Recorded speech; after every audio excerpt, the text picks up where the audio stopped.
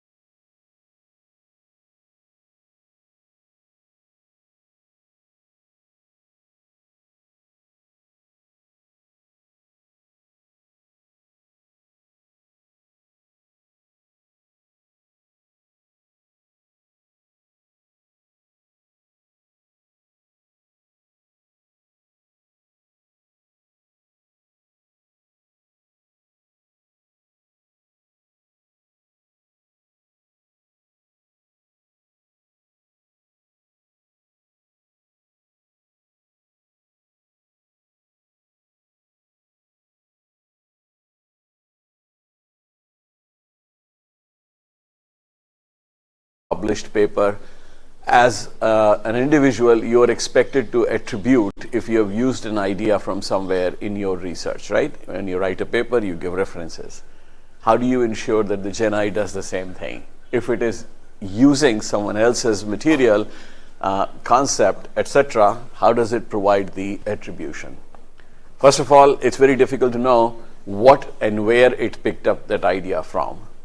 So if you think about an open area of the research, what we are saying here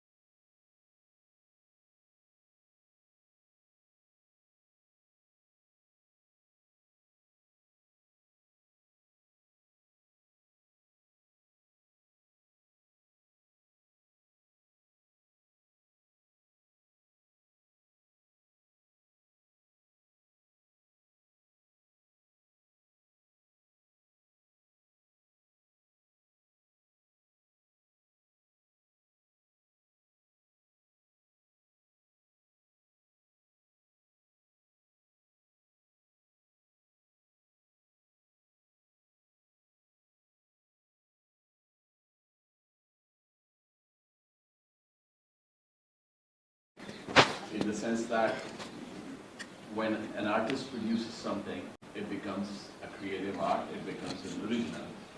When the GenAI produces the same or a similar painting, or is it simply copying other people's? Again, we're going into the situation with the latent space that I talked about here, in the sense that is it simply copying from the learned art or artistic aspect?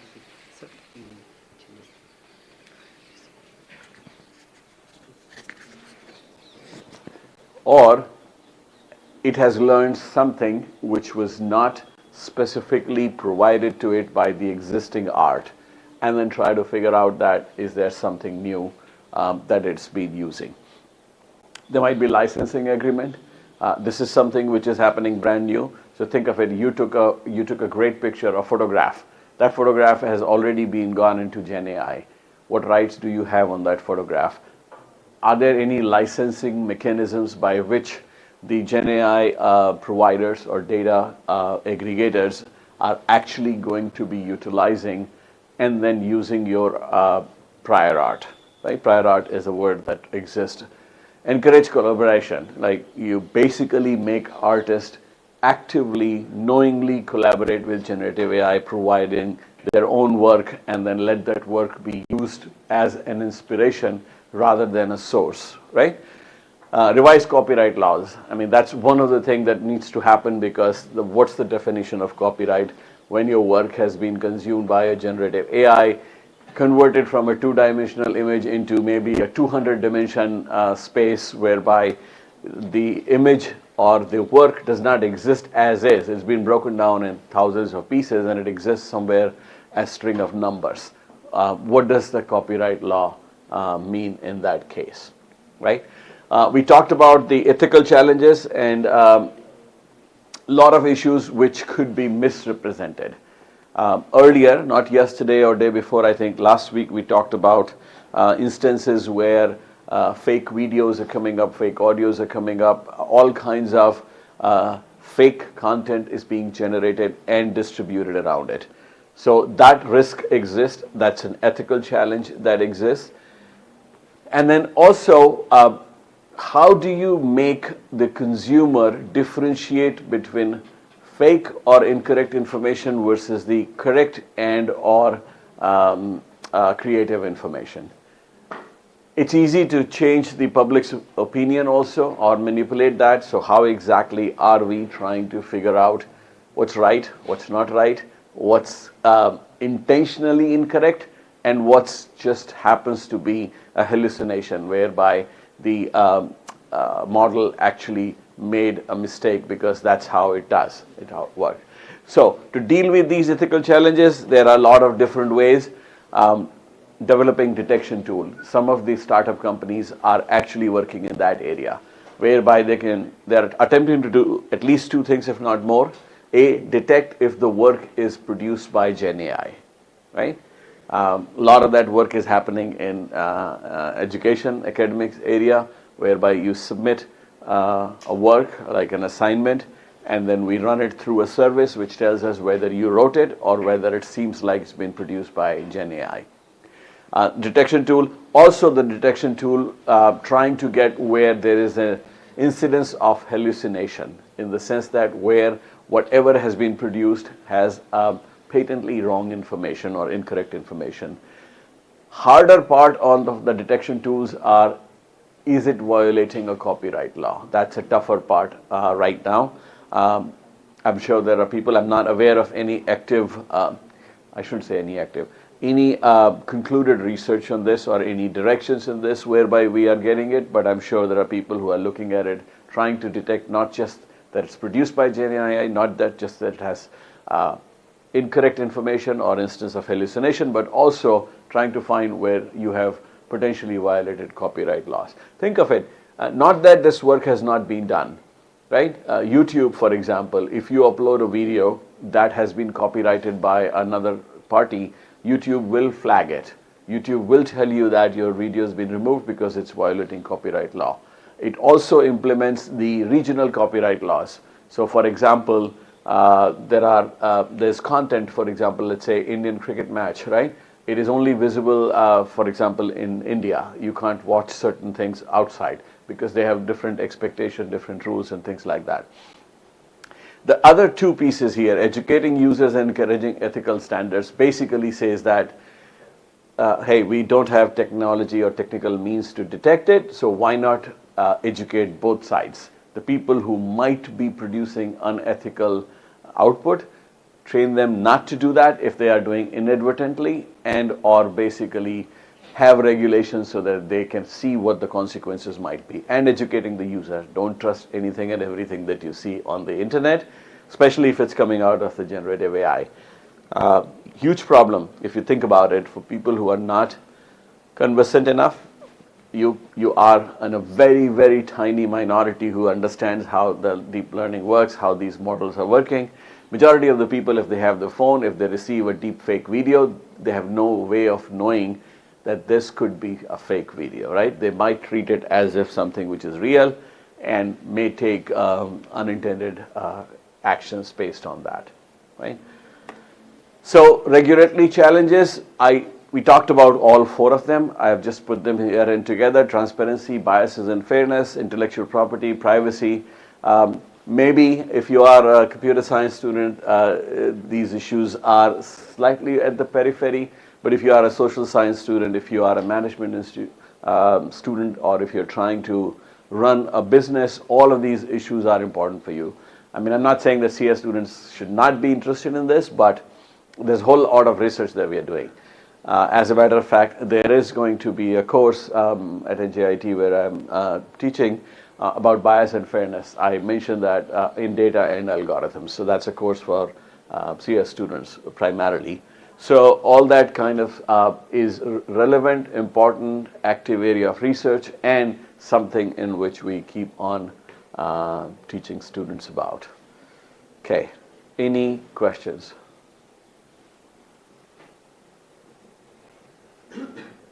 Yes, no, maybe. Bias, fairness, ethics. All right, so if not, let's just continue to move on because we have a slightly limited time today. Let's move on the AI regulation part, right? Because I said there are three things. We can do detection, we can do regulation, and we can do education. Education of consumer and education of producer. So we talked about a few of the detection related ideas. Let's look at the regulations. Now regulations are happening in different places at different speed. Not only that, they've also taken slightly different position also. So when I say slightly different position, it would be, for example, that let's take an example that you guys might be familiar with on social media, right? The social media had couple of different ways the two major companies were dealing with it. Let's say the Twitter and the Facebook, for example, right? That Twitter would apply the automatic detection methodology and try to flag your post. It will also of late started doing where it will say that this message has been shared multiple times, so that you know that, or the person who's receiving knows it, you're not, whoever is sending it to him or her, it's not their original thought. They have received it and then forwarding it. So that's one model. There's another model which says the fact checker model, where people apply human beings. They apply human beings where human beings are employed to fact check sometime random information, sometime information that has been flagged, sometime information that has been reported or complained about. Those are like two different approaches. There are different pros and cons. There are different commercial reasons how exactly and why exactly a company has chosen the way they have chosen to work on it. So similar way, when the governments make the regulation, they may choose differently. So we're going to look at a couple of different countries before we come to India. So if you think about it, the US. First of all, US most of the approaches are done by, most of the regulations at this point of time are done by the federal government or the countrywide. Except that on privacy, I mentioned yesterday CCPA, which was state of California. The California has implemented those laws. So one of the things that US government has done is that they've already introduced an Algorithmic Accountability Act. One of the reason, or one of the impetus that we have for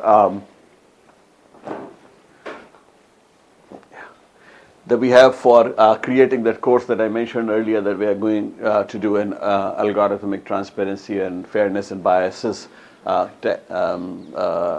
course.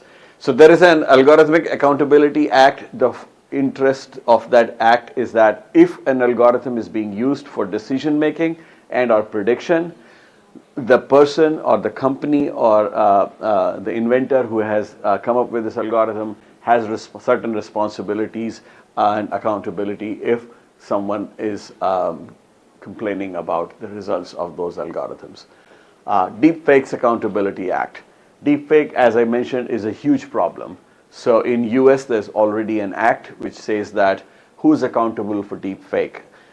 This is still an open area of legislation.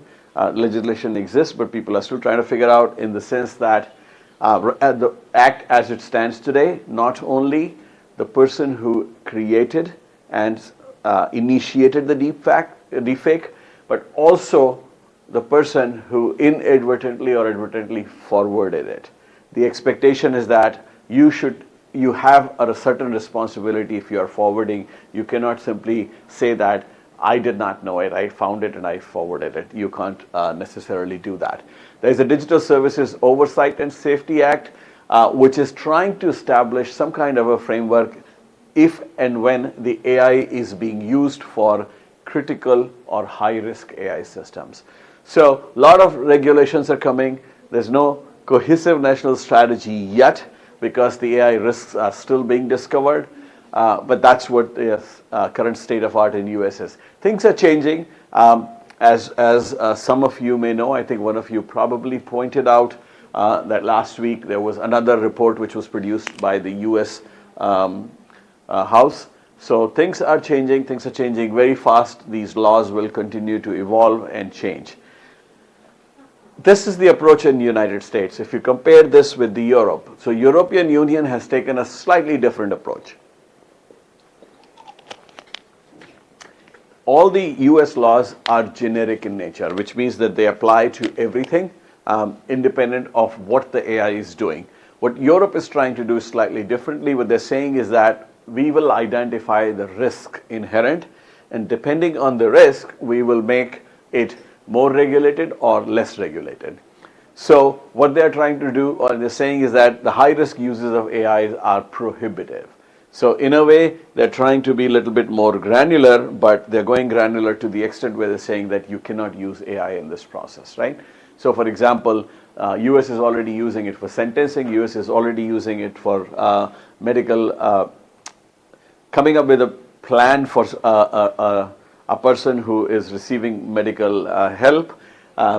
Europe is saying that too risky right now, you can't use AI for that purpose. There's a mandatory risk assessment, because if you are maintaining a high risk dependent regulation, then you got to have for each application a risk assessment and a requirement for transparency. So that's one way they are differentiating. And because they are encouraging risk assessment, they are basically creating a EU-wide database for high risk systems. So they're trying to say that we're not creating the regulations across the spectrum for all AI-driven systems because we want AI to be adopted, but we want to have the risks to be assessed, and based on that, either you are having a higher regulation or maybe you are prohibited from using it. So two different set of approaches. We don't know which one is right, which one is wrong. Both claim to be more open, but it all depends how we look at it.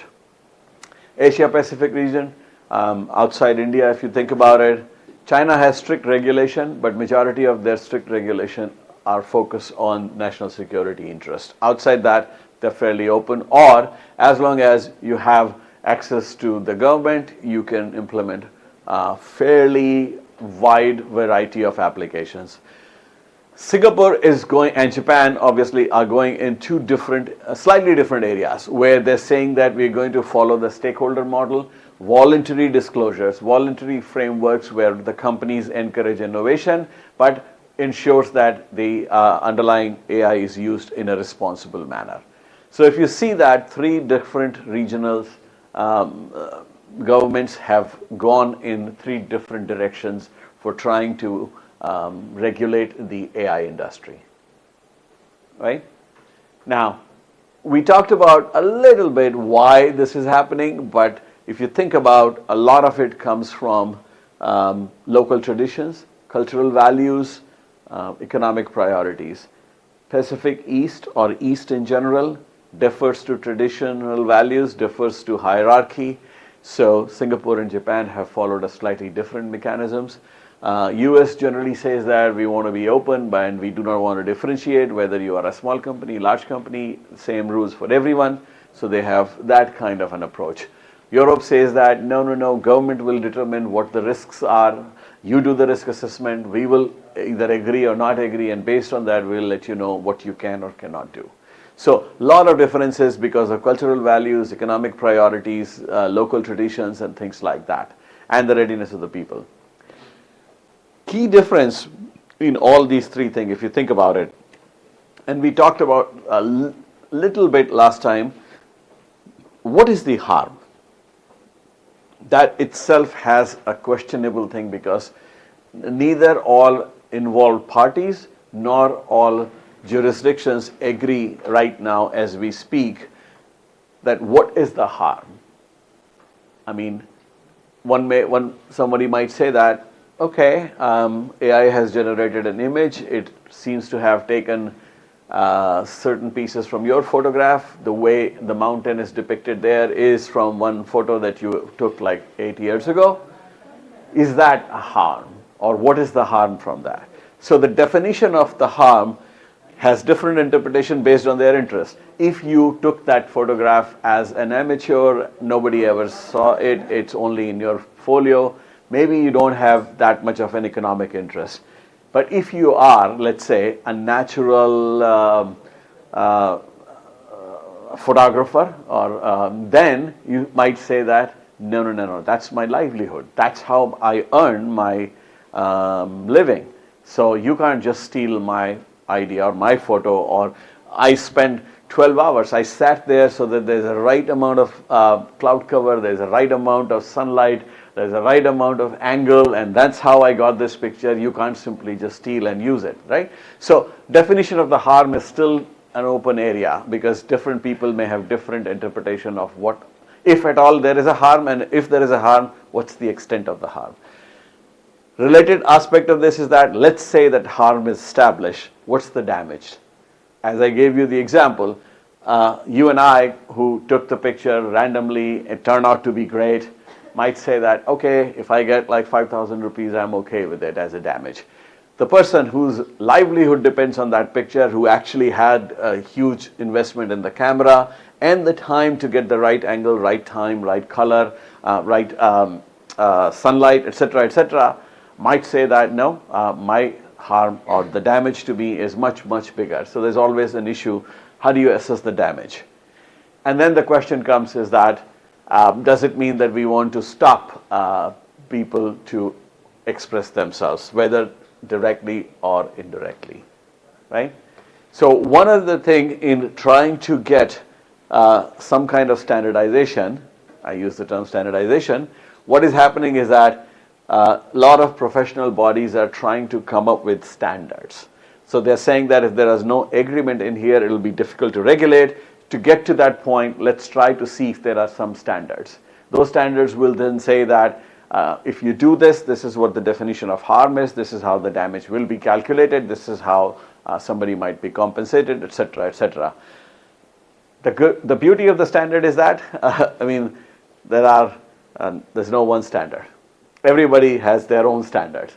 So yes, the standardization is a good effort, but we have quite a few different initiatives which are trying to standardize things. ISO is doing one.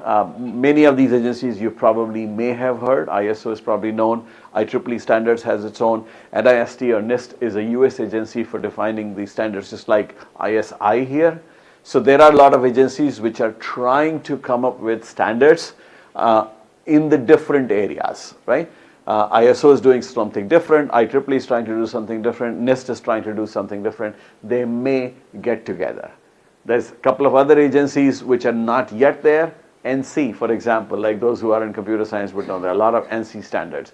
NC has not come up with their own ideas, but they would be coming up with their own standards. In healthcare, there's one body that I am it's called CHAI, C-H-A-I, Health Committee for Health and AI, or Committee of Health and AI, something like that. So that's another. This is not like ISO or IEEE or NIST. This is a stakeholders body that has come up and that's trying to say that can we ensure the what is this there? I'm forgetting the right word, but then acceptable use of AI in health. I'm paraphrasing this. Standard is one thing. Cultural barriers, we talked about the cultural barriers. Now the cultural barriers on this slide talks about the acceptance of the generated content. A lot of different places will have different receiving or different way of adopting or adapting to the generative AI. Fear of job displacement. Many of you mentioned about it. Concerns about erosion of human creativity. People may not have realized it, but that might be another concern that might be happening. Skepticism about AI's ability to understand cultural nuances. That's another problem because there may be cultural nuances, there may be things that are interpreted differently. Shaking hand, eye movement, bowing down, lot of different cultural nuances that people are aware. Has AI learned about them? Has it learned to actually take those regional nuances or cultural differences across different geographical areas, different communities, different user base, etc., etc. Cultural authenticity. Now this is an even more difficult question, right? We have historical stories, right? We have stories about,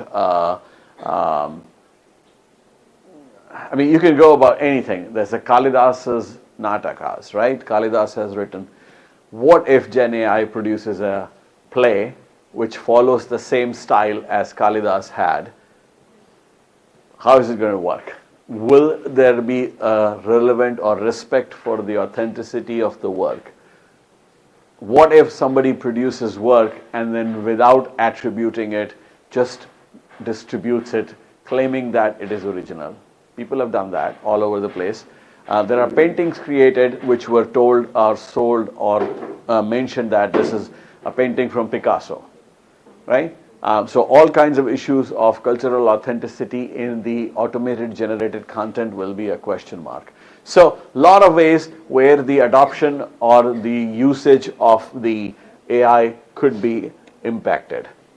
How do you overcome this resistance? Education, awareness, engagement, you demonstrate the value or implement them gradually. Now all of these things, we talked about it. Most of these strategies are same across the board whenever any new technology comes.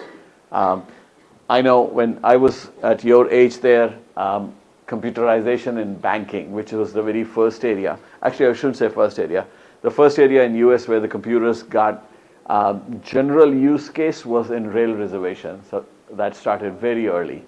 And the second thing was the bank automation. And there was a lot of resistance. More or less same strategies were applied. Bank employees were educated, created awareness. Bank employees union were made as a stakeholder. There were assurances that you will not lose the job, you will be retrained, reskilled, demonstrating the value. They were shown the value that you don't need to stay overnight there. The computers can do the job much quicker. You can go home. There's a value in there. And gradual implementation. It wasn't introduced as a big bang approach. Few branches were chosen first. Some of the functionality in that branch was chosen first. So you do the gradual implementation. Similar kind of strategies can be applied to make sure that the AI is being introduced much more rapidly. Okay. Any questions in terms of how the use of AI or AI-based systems are regulated across the world? If you try to summarize it, or if you send whatever I said to a chat GPT and ask it to summarize it, maybe it will say like what we discussed here. A couple of different things. A, not every government is following the same principles for regulation. What US is doing, what Europe is doing, what Asia Pacific is doing is slightly different. We talked about how they're doing it, but the important point is that in many cases they are trying to cater to their regional ambitions, their financial strategies, and their cultural background. How the people are willing to accept and or use the new technology as AI. We looked at why there are no standards yet. We looked at the major standardization agencies and what they're trying to do. We also looked at the what else can be done to increase the awareness and or the increase the usage of the AI and or AI-based systems. Right? That's what we did in terms of the regulation and whatever is going on in the regulation. Any ideas, questions, or anything like that? Yes? You mentioned Singapore and Japan follow stakeholder-based model for design and regulation. So can you elaborate? Okay, so if you think about it, let's look at it, first of all, what the US and the Europe is doing, right? US is saying that, first of all, in US, there are no nationwide standards, but they're trying to come up, there's no coordinated single policy, they're trying to come up with different policies. But the way it stands right now, all their regulations apply to every company, small, large, medium, startup, established, uniformly. So what they're saying is that whatever regulations we're going to do, everybody has to follow the same. What Europe is saying is that yes and no. They're saying that we will regulate based on what your AI is supposed to do. So what the risks are, and based on that we will allow. Now, so in a way, you can look at it from both perspectives. They're saying that we will give you a free hand to develop if your risks of your systems are not very high, but we will stop you from making or deploying a certain AI system if the risks are very high. So what it means that there has to be a risk assessment. There has to be a government body which agrees with your risk assessment. Based on that, it will either give you permission to implement or not, right? The Asia Pacific is saying we have different problems. First of all, the AI utilization is not that high compared to the Europe and US. So they also have an issue related to our our population ready. So what they are saying is that we're going to use the stakeholder model whereby we'll bring everybody together. The government, the companies which are generating or they are creating the generative AI solutions, and the users also. We will train them and then let the regulation evolve from there. So they're not taking a position that we will have you do risk assessment and then make the decision based on that. They're also not going the US way, saying that same regulation, everybody has to follow that. They're saying that we'll bring the stakeholders, we'll bring them close, and then have them kind of suggest or come up with their own self-driven regulations kind of thing. So government intervention is not dominant. I won't say that actually. All I'm saying is that it is trying to bring most of the stakeholders together and let the regulations evolve. There is a possibility that at some point of time in future, all three approaches may come together. The reason they are doing in different way, because as I said that a lot of it is cultural in nature, a lot of it is where in the growth you are, and all of that come together. So the same thing should be followed for India. We'll talk about India in the next few minutes, what India is doing. All right. Any other question?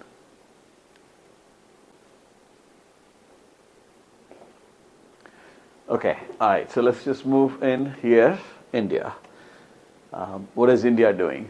So we're going to look at India problem. Initially, I thought I'll spend at least an hour on what India is doing, but we kind of compress it. We'll probably talk about for the next 15, 20 minutes in India's thing. Feel free to correct me. Now, I'm not like an expert on what is happening in AI in India. It's based on what my limited kind of research in last maybe couple of weeks before I came here, and just for that purpose, I've included all the sources that I consulted. So if you want to go in a little bit more detail, you can actually go in there and see. Some of them, as I mentioned, are old, 5 to 6 year old. India's AI policy came in, and I'm forgetting exactly year 2018 or 2019. We'll see that it's somewhere on the slide. So what we are going to do, we're going to look into India's role in a couple of different ways, right? First, we're going to look into it, what is going on in the development part of it. Like, how is the landscape, how is the ecosystem looking like? Do we have, for example,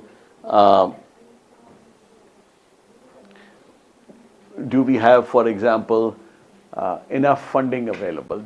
How is the startup culture in AI space in India? Then we're going to look into, is Indian user base ready for adoption of the AI? And then we will look into what the government is doing to either regulate and or promote the use of AI in India, right? So that's what we are going to do. There were multiple ways to look into it. I have not, and the references that I have given you have followed different approaches. When you say different approaches, they could be based on regions, they could be based on the type of application and things like that. I have picked up selectively a few things, especially because of I had to compress, not discuss it for an hour, and somewhat easier or lighter way. So one of the way that I picked up is that if you are trying to figure out or discuss India's growth in the AI world, I thought one of the way to look at will be from different sectors' perspective. And this is a viewpoint of the businesses involved in the development or use of AI. So if you think about it, we can think of the three different ways: the infrastructure, the applications, and the services. So there are a lot of Gen AI models which are being trained. At least that's what the companies claim. I have no way of confirming it one way or the other. That are trying to be in the large or vertical spaces in India. That's the claim several companies are making.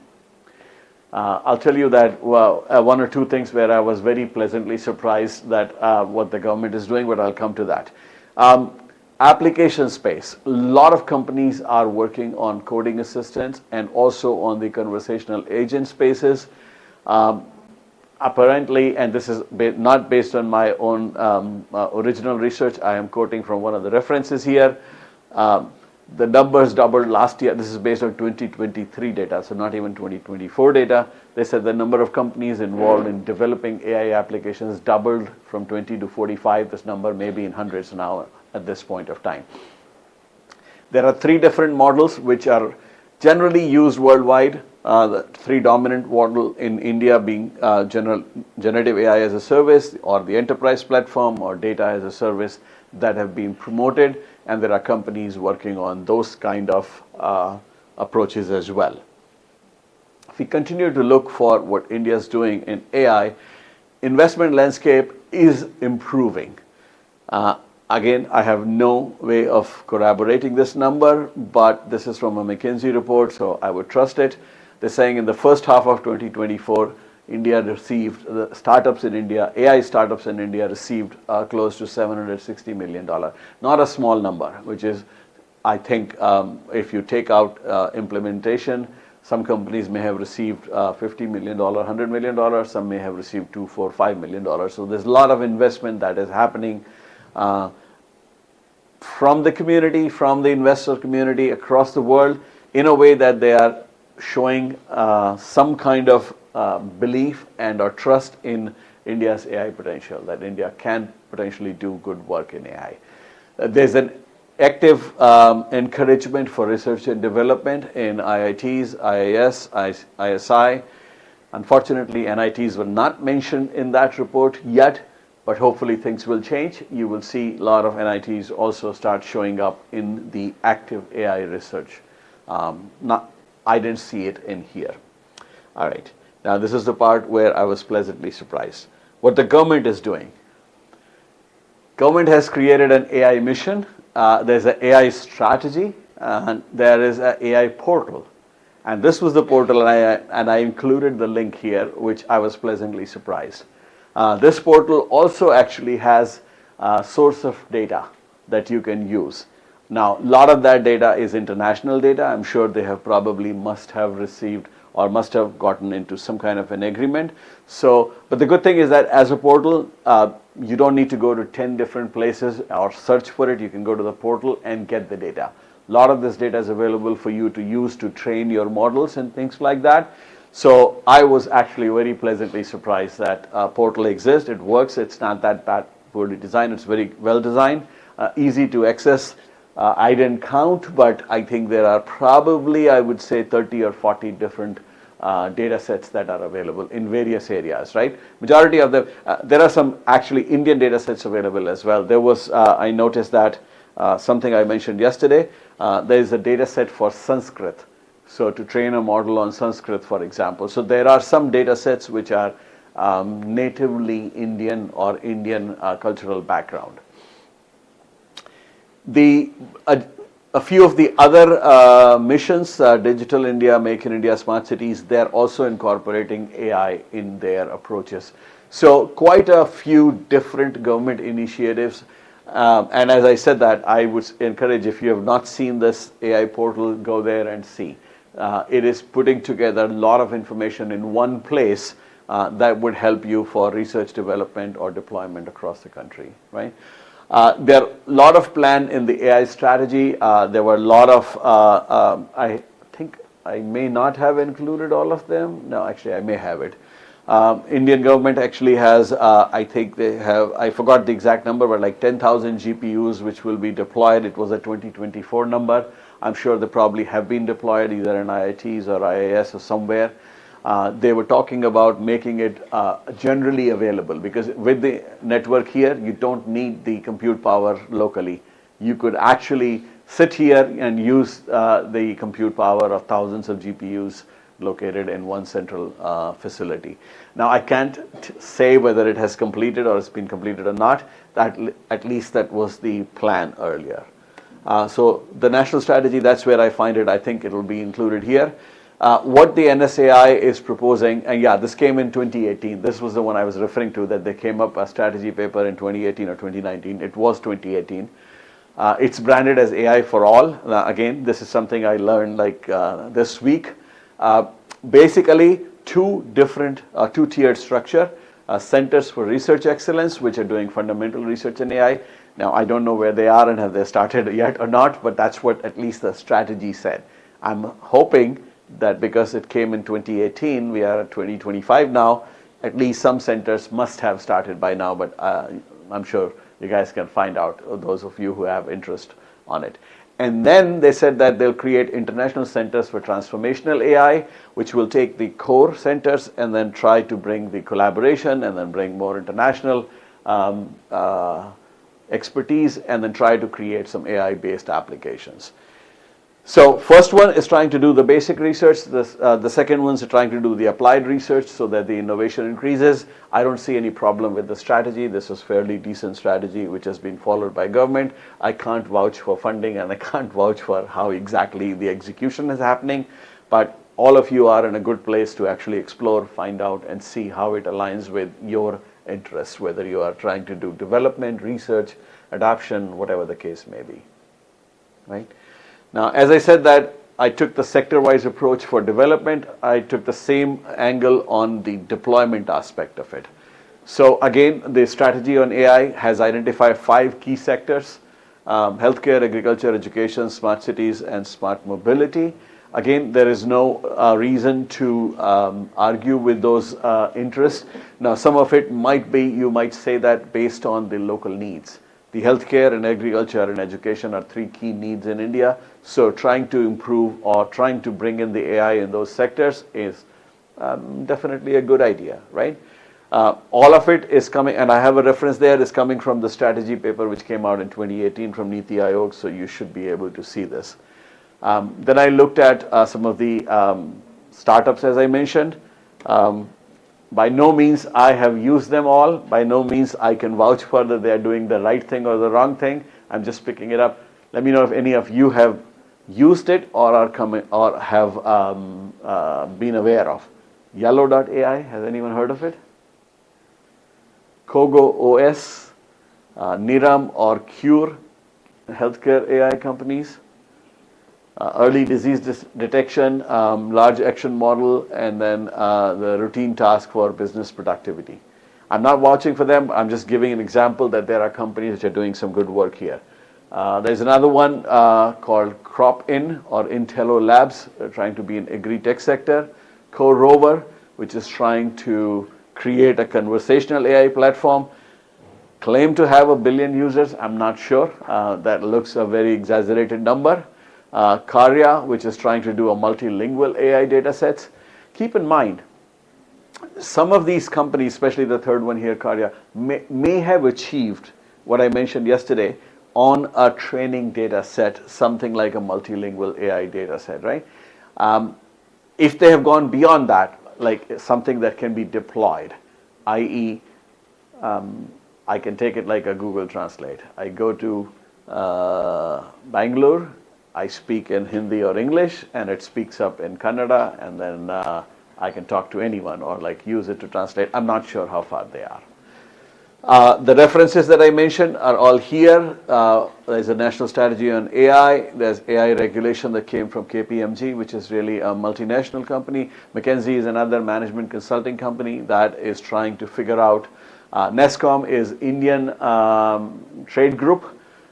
Your Story is another private organization that has come up in terms of that came up with an article actually that how the Frost & Sullivan is an international company, management consultants. World Bank, obviously you know it. PwC is another management consulting company, but this is the India branch. Branch is not the right word. India office that's doing it, and again a McKinsey report. So from my perspective, all of them are fairly reputable sources. They range anywhere from 2018 to 2023. Things may have changed, I'm sure, and things must have changed for better, I presume, but that's where we are. A lot of different sources. If you are interested in research, if you are interested in figuring out what other possibilities exist in India, by all means feel free, look at those documents or references and then make yourself aware of it, right? Okay, any questions now? Especially about India, how the playground in India is that the company is doing the investment, the regulation, the education, the research sectors, and things like that.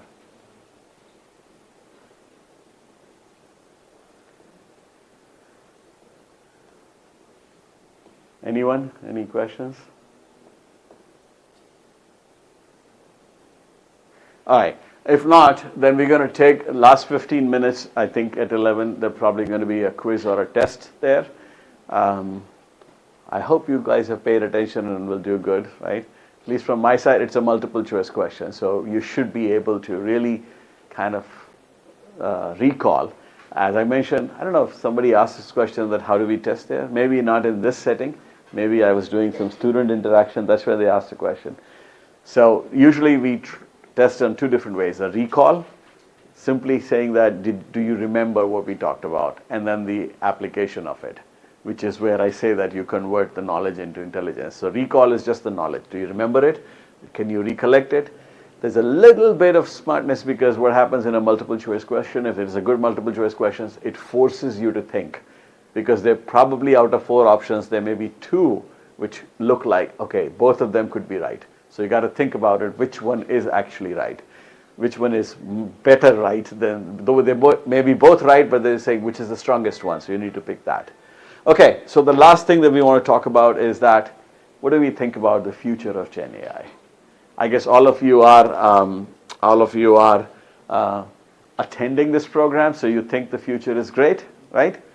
But let's see what's in the future. Part of it will also indicate where the research is happening, or at least the expectation is. Keep in mind, especially with AI, and this is what we were talking about. I had faculty interactions with the computer science department yesterday.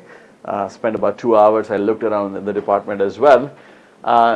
What we studied, the general thrust of the conversation for the first part was that what we studied, we means the faculty here, especially those who studied AI in 80s and 90s, is not what we have AI today. So the reason I'm mentioning it is that what we think future of generative AI today may not be what probably happens 10 years from now. Things can change. So what we are talking about is where the research is heading today, right? So one of the most important area that's happening is multimodal AI. Are you familiar with multimodal? So think of the OpenAI ChatGPT 4o, for example. So multimodal AI is saying is that no longer you are separating that text is one silo, image is another silo, audio, video is another silo. They're trying to create now the models that combine all different modes of interaction. So if you go back on the day one, right, we were asking, or we were trying to discuss is that, can the AI take over humans, right? And I said that we have 5 senses. AI is right now only at 1 or 2. The multimodal AI is in the direction where it's saying is that if we want to make it closer, mirror the human ability to integrate different types of sensory information. 5 senses, so trying to get there. Not there yet, we're too far. Taste and smell are not even yet attempted in any serious way. But the other 3 senses, they're trying to be, the research is in combining or integrating them together to get into what's called multimodal AI. The second part, active area of research is customizable generative AI. Now, if you think about it, RAG is one direction. Now that's no longer a research direction, though there are a lot of areas within the RAG that are active research topics. But the idea there is that, can we take the base or foundation model? See, very quickly people have realized that you can't necessarily create language models for your own area because it's very expensive. Yes, you can create toy models, but they're not useful in real use case. So can there be customizable generative AI?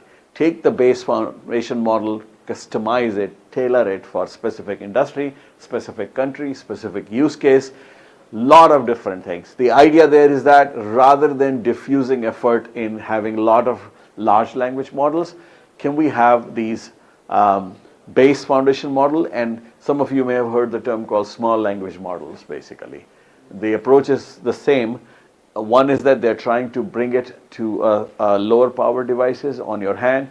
Part of the reason is that the federated learning that is might be happening. Part of the reason is that can we customize a large language model, a base or a foundation model into a smaller targeted area, right? Very active area of research, and I personally think that this would be something that we would see a lot more action is in AI agents and automation. The end goal is that can we make the AI agents which can actually interact among themselves.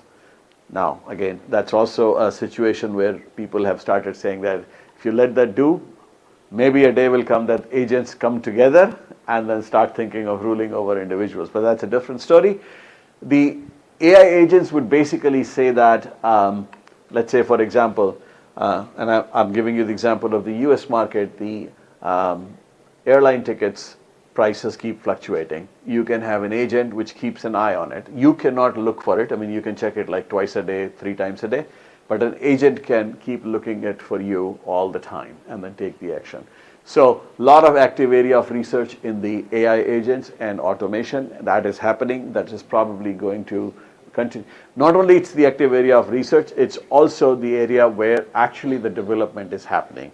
As a matter of fact, agentic AI is the area that we are teaching the master's students in the master's AI students basically.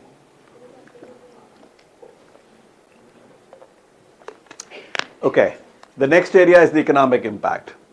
Now these are just suggestions basically. How much the economic impact of generative AI could be. So there's been different numbers that worldwide the AI can actually add somewhere from 2.6 trillion to 4.4 trillion annually across various use cases. To take in perspective, India's GDP is around 3 trillion or little over 3 trillion. So what they're saying is that the generative AI can have an economic impact as big worldwide as the India's economy, which is really the 4th or 5th largest economy. So bottom line is that the huge impact on a lot of different sectors leading to better economic impact. Okay. Now, we talked about the GDP, how it's calculated and how the economic impact is calculated, right? If your GDP is growing faster than the growth of the inputs, then it's better. The growth of the inputs, input means the number of people who are working or their efficiency. The expectation is that all of the economic impact because of the GDP would be in the efficiency aspect of it, partially overcoming, if at all, there is a negative impact on the employment. First of all, nobody thinks that there's going to be a negative impact because the jobs will shift. We saw this example from the prior technological revolutions, printing press, industrial automation or the industrial age, and then the information age, which is the internet, right? So majority of the economic impact is expected to come from productivity gains, which is the efficiency. What we are saying is that nearly 80% of the job in US economy, which is heavily service dependent economy because the manufacturing has moved out of US majority of the time, they're saying that at least 10% of the task will be twice as fast. So the productivity gains will lead to better economic benefits. You're able to do more, you're able to get more work done, etc., etc. Many of it is possibly true, right? If you are generating content, if you are producing an email, you're writing some kind of, let's say, a letter, you're generating a marketing copy, you're writing some kind of distribution document, a newspaper article, Gen AI is helping in making you more productive. Labor market shift, we talked about it, that clearly there will be some shifts in the labor market. The way the people are employed today might change a little bit. Reskilling is needed. People need to learn new skills. But overall, still the hope is that the labor market gains would be in positive direction after some reskilling and retraining. That's the case that we are doing. Entirely new skill sets may emerge, which has already happened. There was no jobs like a prompt engineer earlier. Now you have prompt engineer, you have knowledge engineers, right? whose job is not to generate the knowledge, but really consume the knowledge for the generative AI. So a lot of new job descriptions are coming up as well. Rapid adoption and integration, that's another potential area where the AI would go. There are few indicators already. To get 1 billion users, Facebook took years. Twitter also took years, right? WhatsApp did slightly faster. ChatGPT took months. Within months, they had like billion users. So the adoption is very, very fast. Integration is also probably happening at a very fast pace. If you think about it, WhatsApp got integrated in the businesses very quickly compared to any other technology before it, right? Expectation is that the Gen AI will, or the large language models will also get integrated. Now, this is an expectation. There are a lot of issues here because we saw all these risks that were there. Reputation risk, hallucination risk, the risk for damages. We saw cases whereby Air Canada was sued by its user because its AI chatbot was giving out wrong information, etc., etc. Okay, so there are risks there. Now, because of the timing constraints, one or two things that I wanted to cover, which I have not yet covered. I think this is the last one. Yeah.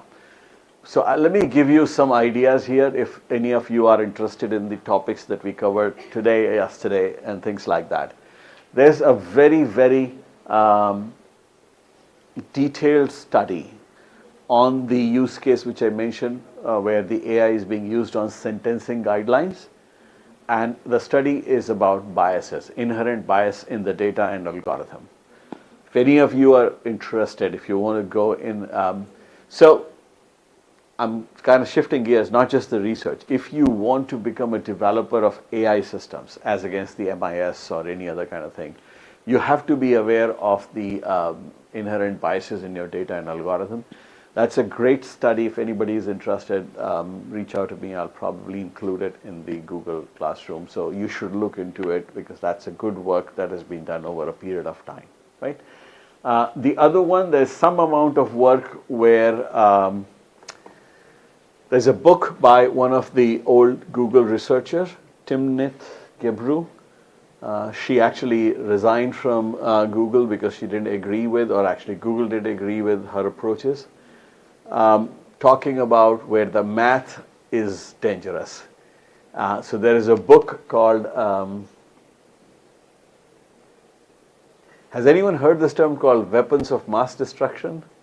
That was used in Iraq war 20 years ago. So the book is called Weapons of Math Destruction, where they say that the math is the problem here. Because if you think about all generative AI is all math, right? So they're saying that the math itself can be deceptive and or biased. So that's an approach there. If you are going in the AI systems or building AI systems, I would say those two sources are very good. All right, any questions?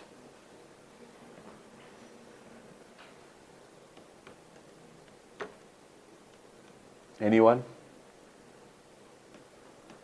On anything that we did in the last 10 days or so? Yes, no, maybe?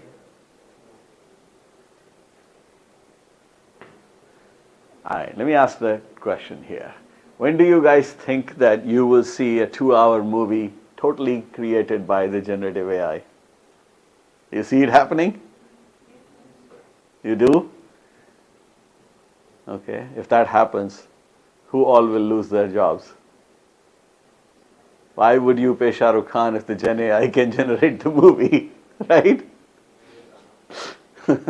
Okay, all right. When do you think you will see a book written by generative AI?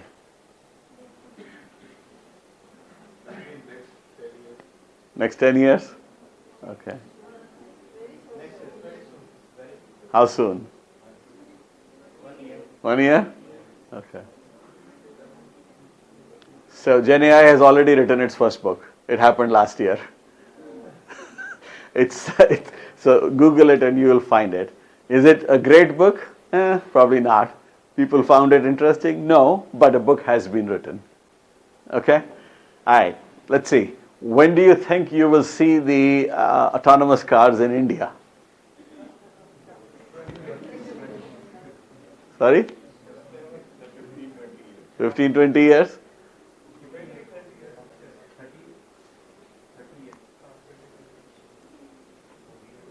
That's interesting. I thought somebody will say that we don't need them. There's a possibility that car will not go anywhere because the people come from all directions. It will just stay there in that one place, right? Okay, all right. Any other questions? Actually, that's an interesting cultural story. So, General Motors, you know General Motors, right? It's a big car company. They went into the Latin American market, actually Mexico. This is a more than 50, 60-year story. It's usually covered in marketing management courses. I mean, I don't know if anybody has done the marketing management courses about the cultural sensitivities, right? So they introduced a model called Nova. Yeah, nothing wrong. The car was not selling, and then they were struggling that what's going on here. Then they realized that in Mexican or in Spanish, which is the language used, Nova means the car doesn't go anywhere. Right? So there are cultural issues involved in all these kind of things. So I was expecting that somebody will say that we don't need the autonomous car here because, hey, we don't need it because we already have drivers and people who can drive, and or it won't probably go anywhere because there's so many cars so close that it will just not move. It will just stay there. All right, last opportunity. Any questions? Because we're going to take a stop here and then have your test done. No? Okay, no questions, then all the best. Some of you probably will end up on your machine learning journey. You probably do something more about machine learning. I'll be happy to know. If you have any questions, reach out to me. Feel free to reach out to me. Okay, I think that's where we're going to stop. And hopefully they have ready the tests for you.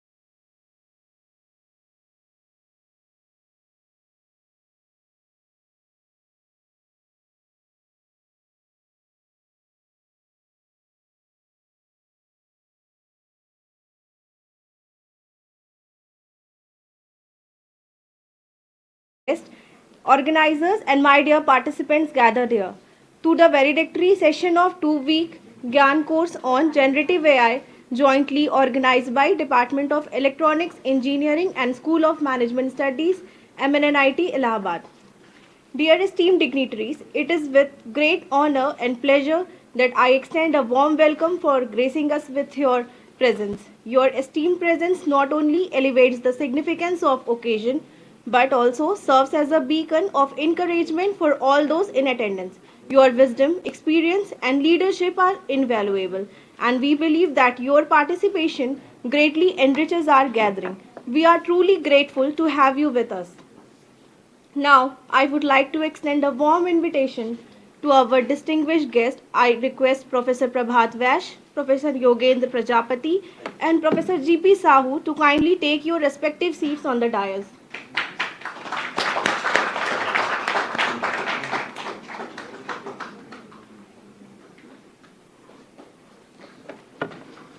Moving towards the learning outcome of the program, this workshop provided participants with a comprehensive foundation in generative AI. Many renowned experts shared their knowledge over the week, offering insight into various aspects of generative AI and its application. The workshop begins with the foundational lectures by Professor Prabhat Vaish, an international expert, by discussing the basis of generative AI and its impact on dynamic environment, providing participants with a deep understanding of generative AI technologies, their implication and practical application. Professor Rajeev Tripathi, sir, has introduced the concept of artificial intelligence. This program has been carefully designed to not only provide you with essential theoretical knowledge, but also equip you with hands-on real-world skills that you can immediately apply in your own professional environment. This program serves as a platform for us to come together, share knowledge, and collaborate towards building a more resilient and inclusive future. Professor Vaish also discussed the challenges and future development of generative AI, emphasizing its integration with other emerging technologies in academic research. Talking about our next esteemed expert, Professor G.P. Sahu, the principal coordinator and subject expert, played a crucial role in enriching the workshop with his in-depth knowledge of generative AI techniques, decentralization, and the application of Gen AI in education. We also had Sri Vinay Kumar Pandey from STPI Prayagraj, who discussed generative AI application in teaching and learning. We extend our heartfelt gratitude to all experts, especially Professor Rajeev Tripathi, Professor Prabhat Vaish, Professor V.S. Tripathi, and Professor G.P. Sahu for conceptualizing and executing this workshop with such dedication and precision. Your vision and hard work have been instrumental in making this event a resounding success. Their expertise and guidance were contributory in providing participants with solid foundation in generative AI technologies and its implication. I now invite Professor G.P. Sahu, the coordinator of the workshop and local coordinator of GIAN and officiating head of School of Management Studies, MNNIT, Allahabad, to add further in the proceeding of the workshop.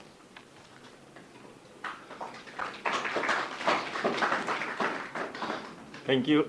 Thank you very much, IOC. She has already done my work, so I was supposed to brief the program that we had for the 2 weeks. So briefing she has already done.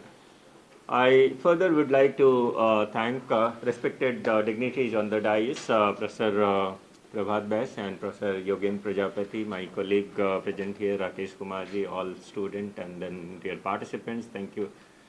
I'm very happy to be here, and I need to briefly tell you about what program we have gone through. So it was a 10 days program, and then we started with introduction to Gen AI, and then Professor Rajeev Tripathi has talked about introduction to artificial intelligence, and we started with Professor Prabhat Vaish's lecture on generative AI introduction and then its security concerned, and further we moved on to the various applications of Gen AI, which was I consider it was a very, very interactive session and a lot of learning took place. I'm sure that majority of you will agree to the point that it was a good learning experience. For me, of course, it was.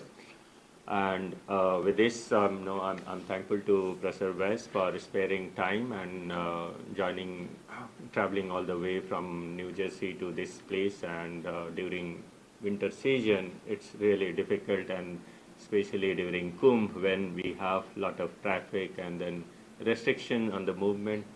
So, but beside all this, no, we could organize this program with support of all faculty and Professor Vaish. So thank you very much. Ayushi, over to you. Thank you. Thank you, sir, for your insightful remarks. We hope this workshop has created some wonderful memories for you. We are eager to know how our efforts have resonated with you. I request anyone among the participants to give us feedback on this workshop. Anyone from the participant? Please feel free to give feedback. You need to come here and then maybe 3 or 4 persons, one by one.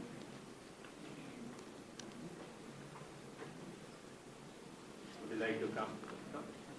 Ajay, beta. Come. इसके बाद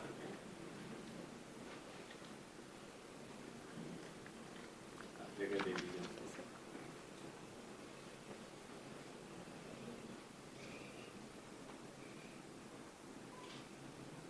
Are everyone comfortable in Hindi?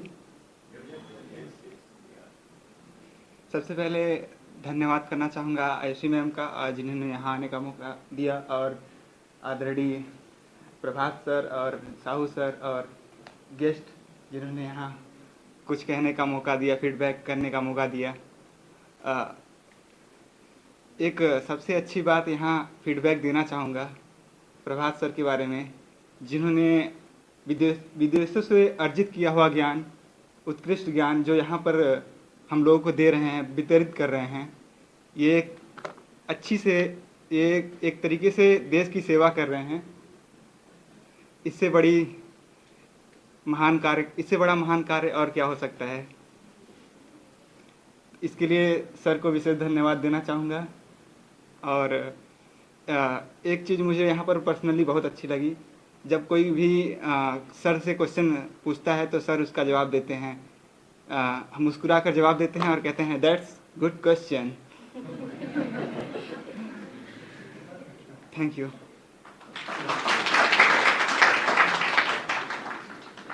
Thank you so much. Anyone else from participant?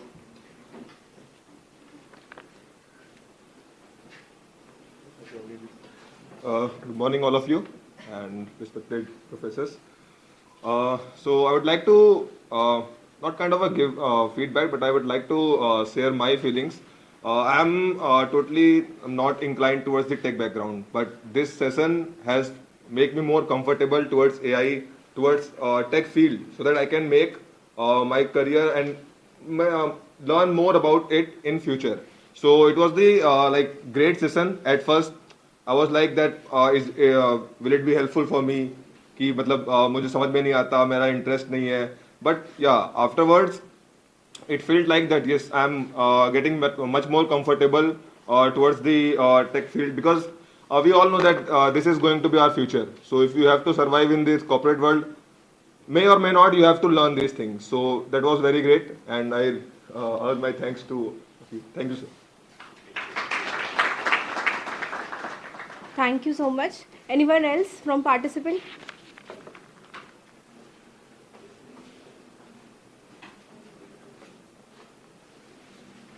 Hello everyone, good morning sir. I'll keep it crisp and precise bullet points. Firstly, it was a really salubrious experience to jingle in with a class with a various spectrum of backgrounds, ranging from a mere BTech to PhDs. Especially, I made some really good it was provided us with a good networking opportunities, especially with the folks from GIS sitting at the very back. About the course, what really benefited me was the sheer discussions which were happening on, although it lacked a bit of hands-on experiences. However, discussing the theories, the little intricacies of the topic, it was really salubrious for us. Yep, that's good. Anyone else from the participant? Okay, thank you. lady participant, if anyone would like to share their views. Anyone? Yeah. Good morning to all of you. Good morning, sir. Good morning, sir. At first, I would like to say it was a very interactive and useful session for me, and I would like to say thanks to Sahu sir who organized this a very useful session, and I would like to say thanks to all their members who are organizing this session and make it very useful and interactive. Thank you so much. Thank you, sir. Anyone else? Thank you so much. We appreciate your excellent feedback. I hope you all enjoyed and learned from this 2-week teaching and learning session. Now, it's time to recognize the hard work and achievement of our participants. So I invite the participant to kindly proceed towards the Akanksha ma'am and Vikas sir to receive your certificates as they call your names. Okay, Ankita ma'am.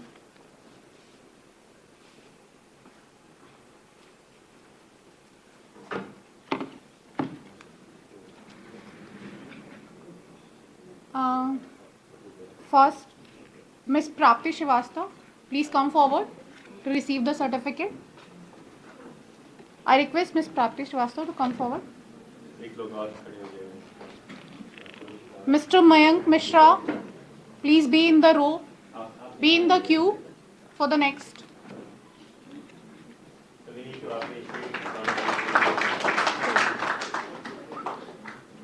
Mr. Alok Shashil, please be in the queue.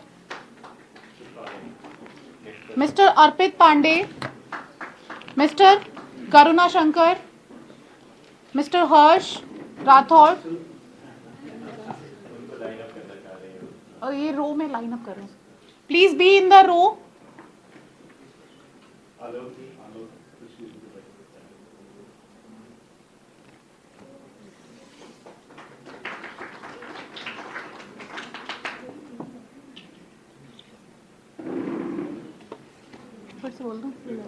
Mr. Karuna Shankar, please come forward.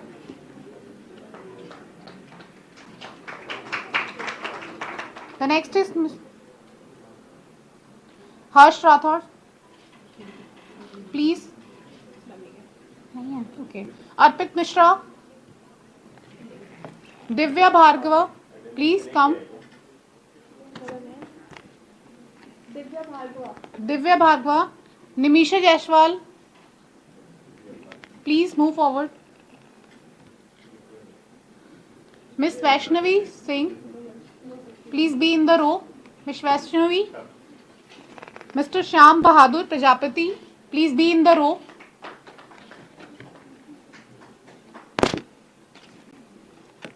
Miss Neha Yadav, please be in the row. Ayushi Sharma. Mr. Prakhar Yadav.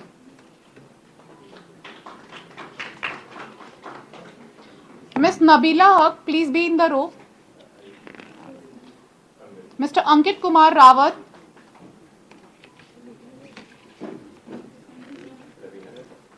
Mr. Aditya Sonkar, please be in the row. Aditya Sonkar.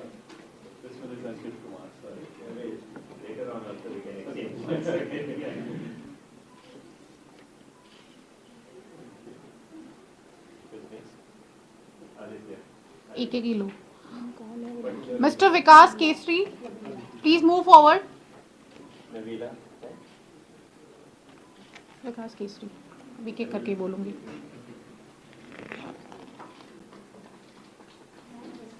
Mr. Avinash Singh, please be in the row. Avinash. Miss Niharika Mishra, please be in the row.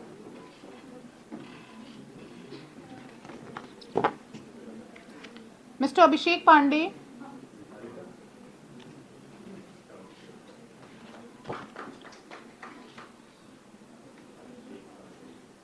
Mrs. Akanksha Srivastava, please.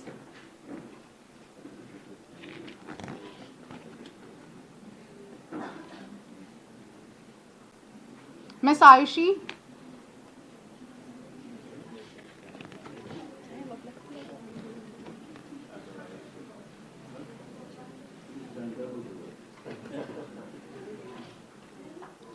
Miss Avnika Singh, please be in the row.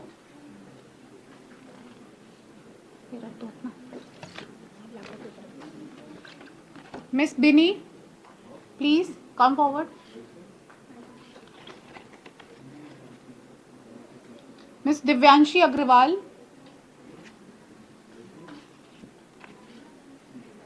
Mr. Durgesh Verma.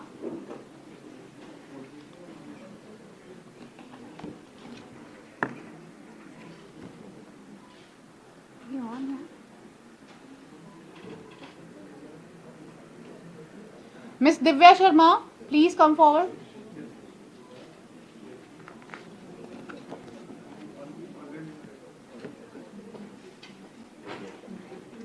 Miss Jyoti Maurya, please be in the row.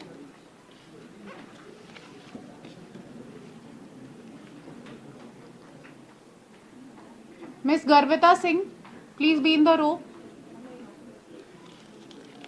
Miss Janvi Srivastav. Garvita आ रही है कौन आ रही है Janvi miss Janvi okay miss Rachna Jain please be in the row mister Krishna Nandan Kumar please be in the row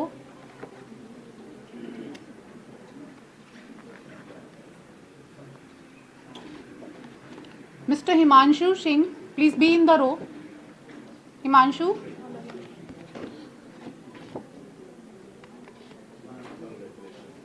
Miss Purna Srivastav, please be in the row.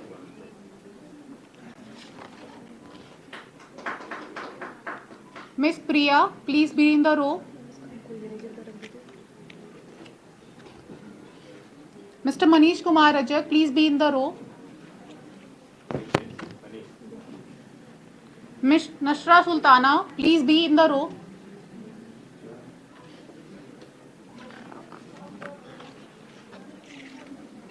Dr. Neeraj Gautam sir, please be in the row.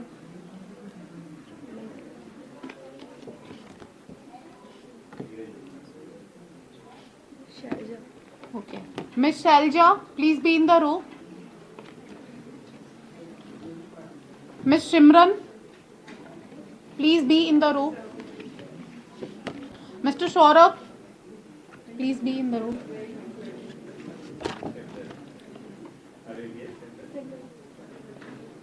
Miss Seema Maurya, please be in the row.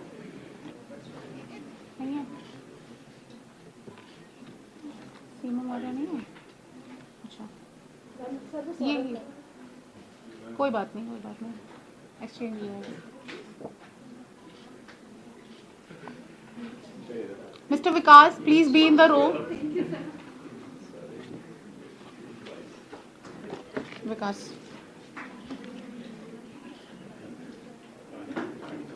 Mrs. Shifa, please be in the row.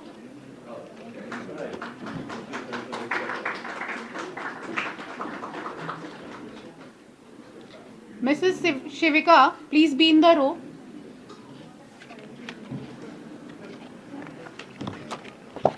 Mrs. Gitanjali Arora, please be in the row.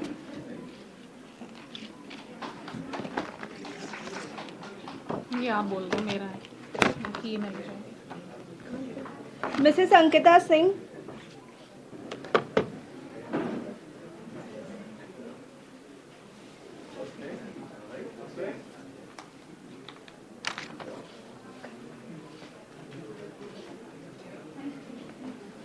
Mrs. Poonam Jaihind. Miss Poonam Jaihind.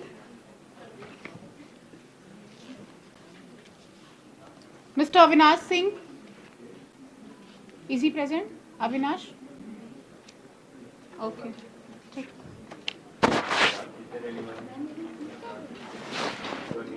ये सत्यम weather तो ये certificate दीजिए तो ये certificate दीजिए फिर इसमें आप लिख सकते हैं सत्यम आप तक से ले लेते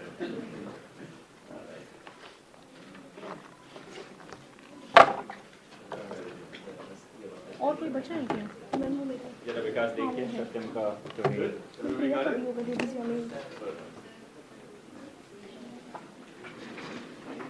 anybody else? So we'll start with you.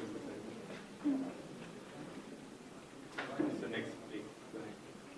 I would like to extend a warm invitation to Professor Yogendra Kumar Prajapati. Professor Prajapati is currently serving as the officiating head of Department of Electronics and Communication Engineering at MNNIT Allahabad.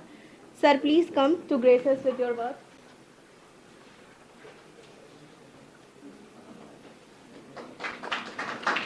Thank you, Ayushi, for introduction. Honorable expert of this GIAN course, Generative AI for Digital Transformation, Professor Prabhat Vaish, New Jersey Institute of Technology, USA, Head of the Department of School of Management and local coordinator of GIAN course, and also coordinator of this particular course, Generative AI for Digital Transformation, and Professor Rajeev Tripathi. Distinguished faculty members, Dr. Rakesh, dear participants, ladies and gentlemen, good morning all of you. It is great pleasure to, first of all, I would like to thanks to organizers to organize such type of the futuristic course named as Generative AI for Digital Transformation. As per my knowledge and personal experience, because I am working on the optical devices and optical communication, and also sometimes I require some knowledge of AIs, and also I understand to learning about what the difference between the AI, deep learning, neural networks, and finally, because with my MTech student and BTech student, we have published 5-6 papers in good reputed journals. Finally, I understand that because this subject not for particular like a tech subject, means if you have a zeal to learn, because this is the futuristic subject, you can apply in every domain. In commerce, you can apply. In MBA, you can apply. You can apply in every branches. Just like a mathematics. And I hope in future, after the 5th class of the students, maybe read this particular subjects. So this is very good subjects. On my personal behalf and on electronics and communication departments, I extend my heartfelt thanks to Professor Prabhat Vaish, Professor Sahu, and distinguished faculty members who have been mentors, guides, and source of inspiration to organize such a futuristic course. Your dedication to nurturing the minds of future is invaluable. I special thanks as well as to the administration for their continued support and resources. We have been pivotal in fostering an environment to conducive learning. As we look ahead, let's embrace the potential of generative AI with the sense of responsibility, commitment to ethical progress, and I hope together we will continue to push the boundaries of knowledge, not for the computer science. Boundary means in all branches, creating technologies that serve humanity and enrich the lives of those around us. In conclusion, I would like to congratulate each of you once again and wish you a very best in future endeavors. May you continue to innovative, inspire, and make a lasting impact in the world of generative AI. Thank you. Thank you very much. Thank you, sir, for your thoughtful insight. With the great respect and eager anticipation for the insight he is poised to share, I extend a warm invitation to Professor Prabhat Vaish, our international expert of the workshop, to honor us with his esteemed presence and offer his enlightening perspective. All right, thank you, Ayushi. So you've been listening to me for the last 10 days, right? So let me just share a few things here. So first of all, thank you, everyone who's present here, Professor Prajapati, Professor Sahu, and Rajeev Tripathi, who's not here. Many of you probably are familiar with him. So they created this opportunity for me to be back here. Now almost all of you know I studied here almost 35 years ago, 37 years ago. So in a way, it was a great opportunity to come back. I hope it was a good opportunity for you to learn something. I did learn as well about you all, right? I had to modify what I was trying to tell you to some extent. Hopefully you find it interesting, and as Professor Prajapati here said, that across the board. I mean, this is something which is very fundamental, right? Many times I took the example of how a baby learns, right? So think about it, what you learn here, convert it into intelligence, right? When you learn something, it's knowledge. When you start using it, that becomes your intelligence. So make sure you start using it. Doesn't matter whether you are a management student, GIS student, or anything else, right? Hopefully, it will be beneficial for you, okay? And I think one of the point one of you mentioned here, it's a great networking opportunity. So if you form some new connections, exactly. If you learn something new, if you find someone who's working in a different area than yours, make sure that you nurture that conversation and networking. It's a great tool to further advance whatever your interest and or careers are, right? Lastly, I just realized that like a couple of you participants were also helping in managing this course actually. So I think it's wonderful. I think everything went more or less flawless. Hopefully it all worked, and then we have the recordings. You can watch it again. You can reach out to me. I think the use of Google Classroom was great. We have all the documents and the resources that are out there as well. All right. Finally, I think I stayed here, so great. I would be remiss if I don't mention Professor Sahu and maybe whatever the contribution of Professor Tripathi is that wonderful host. No questions. The course ran like a clockwork. Everything started, ended more or less as planned. So thank you everyone who were involved in here. And thank you, all of you. Hope you have a good future.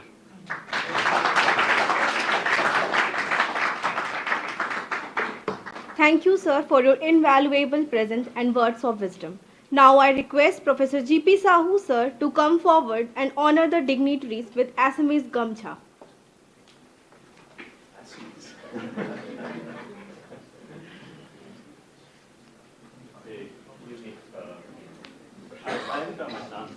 Oh, you're from Assam. I didn't know that. Okay. Thank you.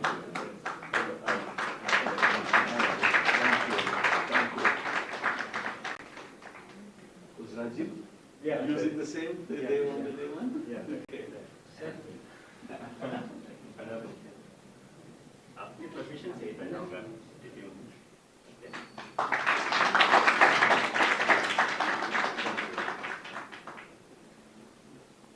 Thank you, sir. Before we conclude today's proceedings, I would like to invite Professor G.P. Sahu, the esteemed coordinator of the workshop, to deliver the vote of thanks. Thank you very much, Ayushi. This is very important task I'm doing. Okay, so I will start from top down. I'm thankful to the Government of India, Ministry of Education especially, for generous funding that we have received. So without funding, no program, okay, because we need to have some fund for infrastructure, for resource person, for everything, we need to have fund. So therefore, I'm thankful to Ministry of Education, and this fund is routed through Indian Institute of Technology, Hyderabad. So the people working for this initiative as a nodal coordinator for GIAN Global Initiative, an academic network. So thank you very much, the people present there who are supporting me in starting from submission of the proposal and then getting its review done, approval process, and then providing the fund to our institute for organizing this event. So that thanks goes to Indian Institute of Technology, Hyderabad.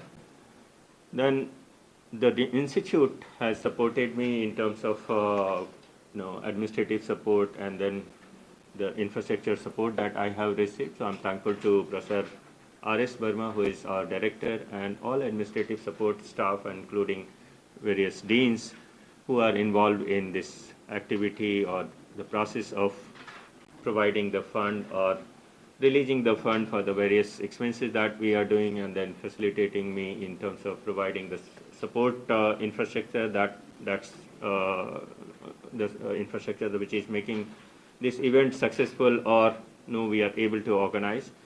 There are two departments involved in this program. Electronics Engineering Department, Professor Rajeev Tripathi, who is the coordinator of this program, belongs to Electronics Engineering department. So presently he is on leave from this department and serving as Vice Chancellor for RGVP, so Rajiv Gandhi Pradyogiki Vishwavidyalaya. I'm thankful to him because under his mentorship, I'm able to do this program as a co-coordinator of this program. Both the departments head has supported us that time, of course, Professor V.S. Tripathi, Electronics Engineering department head, and many of the faculty colleagues, their support we received. So we are thankful to Professor V.S. Tripathi, and today in place of Professor V.S. Tripathi, Professor Yogen Prajapati is heading the department. So thank you very much, Professor Yogen Prajapati, for the support. Other department involved is School of Management Studies. I belong to School of Management Studies. My head, Professor Tanuj Nandan, he is not here. In place of him, today I'm officiating head of this department. We are thankful to Professor Tanuj Nandan for the support extended for this program. So further, the key person involved in this program is Professor Vaish. Okay, so he happily agreed to submit the proposal, and then not only agreement, but also he contributed in designing the course, and then no further minute modification changes we could make. And then one special thing about your course that with you, 2 courses we submitted and success rate is 100%. Both the courses we got approval.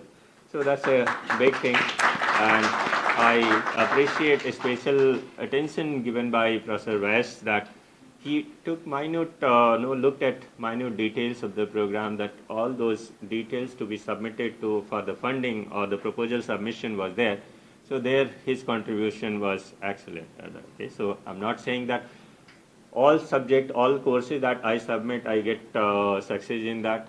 That never happens. Okay, so this time in phase 4 also, for me, I know, of course, institute submitted through me. It was 50 number of programs we submitted, and so far we have got 10 number of approvals. So success rate is almost for this institute is 20%, but with Professor Vaish it is 100%. Okay, so that's an appreciation. Thank you very much for not only contributing to it, agreeing to support us, visiting the place, and also getting yourself involved, as we consider that you're part of family, so you are not 37 years before you were here, so we consider that we are all the time, we are interacting with you, and the way we are interacting, we feel that you are still a member of this institution, and I'm sure you will continue to be. So further student team, you have seen they are supporting. At the same time, they appeared in the examination. They have written the examination also. So that way, I am always I always say that I'm lucky person that I have a group of team members, student team, who are continuously supporting me many of the time. The things that I miss out, my student prompts and then says that something is missing, or now they are trained enough that even if I'm not there, so they'll be able to do. And then there is a chain. Okay, so blockchain we are talking in the next program, but chain of student is also there. So those senior students who are there, who are training this junior student, and that way the chain is continued, and then I'm not required to train them in a detailed way. So I'm thankful to, I'm not going to name everyone, so because I need to finish early. So thank you very much, all the student team members who are present here. A lot of appreciation for your contribution. The staff member continuously, you can see, Atulji is here, Dhirendraji here. So their contribution is very, very much needed in terms of creating the video recorded material and then live streaming. So here, not only we are doing live streaming, but live mixing of the content also we are doing. We are taking multiple number of inputs from audio and then video, multiple number of inputs we are taking. So computer input going into, then camera input going into, and then we are live mixing of these things are happening, and then we are streaming on a real-time basis, almost real-time basis, because there is a lag of 3-4 seconds. Okay, so I'm thankful to all the members, all the staff members. Outside also you have received support of Ravi, Upadhyay ji, and a few other support staff.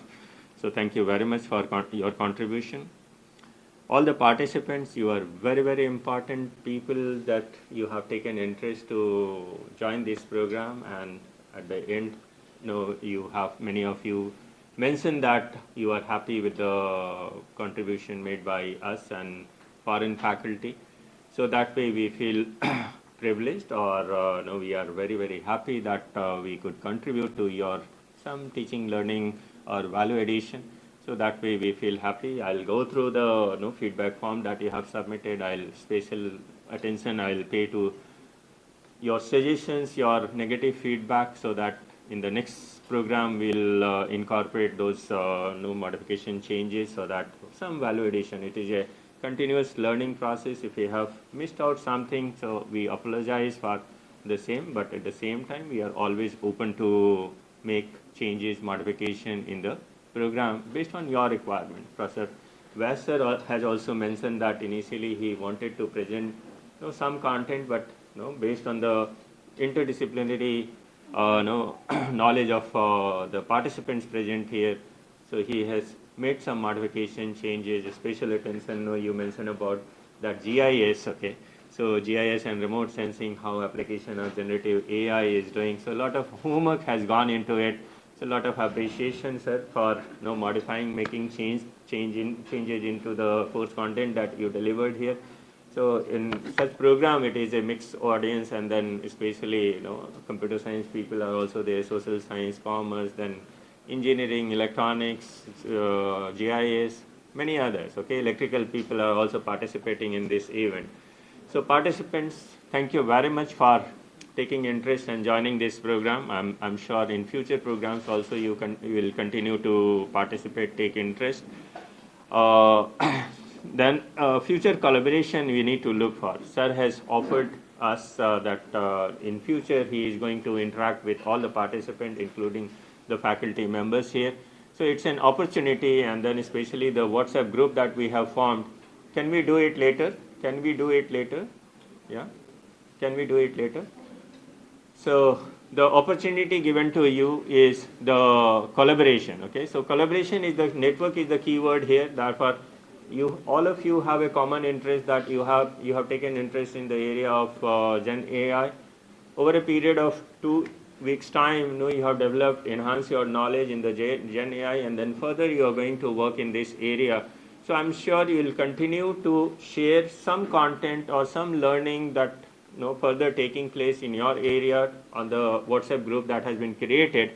And this WhatsApp group, I recommend to make it live for quite some time. Okay, so 3-4 months ke liye yadi chalayenge, so you're going to your learning will continue, and that way day one also I mentioned that this is not going to be a 2-week program, but we need to continue learning for few months. So that few months learning will be through the WhatsApp group that we have created. And then I'm very happy that Professor Vaish has also mentioned that he will continue to support us, support you, all the participants. Okay.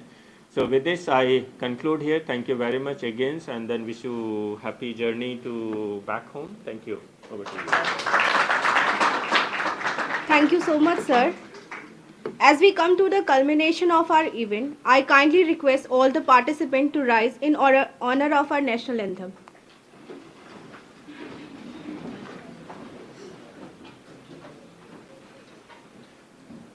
Jana Gana मन अधिनायक जय हे भारत भाग्य विधाता पंजाब सिंध गुजरात मराठा द्राविड़ उत्कल बंगा विंध्य हिमाचल यमुना गंगा उच्चल जलति तरंगा तब शुभ नामे जागे तब शुभ आशीष मांगे गाए तब जय गाथा जन गण मंगलदायक जय हे भारत भाग्य विधाता जय हे जय हे जय हे जय जय जय जय हे. Thank you once again for your contribution, energy and commitment to personal and collective development. Wishing you all the best in your future endeavors. Have a safe and happy journey ahead. Thank you.